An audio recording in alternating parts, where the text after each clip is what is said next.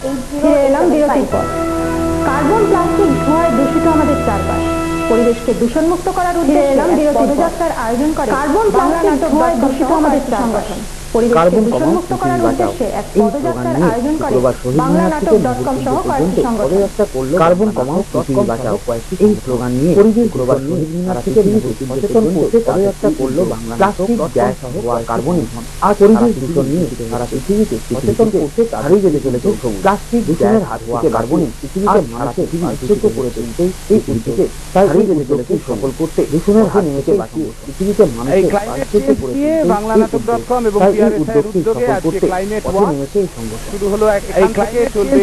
বাংলানাটক.com এবং টিআরএস-এর উদ্যোগে আজকে ক্লাইমেট ওয়াক। আমাদের বাংলা ব্যান্ড এখান থেকে চন্দ্রবিন্দু এবং ভূমি এসছেন লোকশিল্পীরা, নদিয়ার বাউল ফকির কমিশনার এবং আমাদের বাংলা ব্যান্ড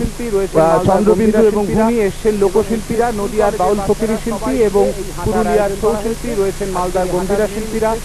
কার্বন কমাও কলেজের বাচ্চারা সবাই মিলে এই হাঁটার আয়োজন করা হয়েছে। এই ক্যাম্পেইনটা, এই ক্লাইমেট চেঞ্জ এই ক্যাম্পেইনটা শুধু এই বছরের জন্যই, কারণ এইটা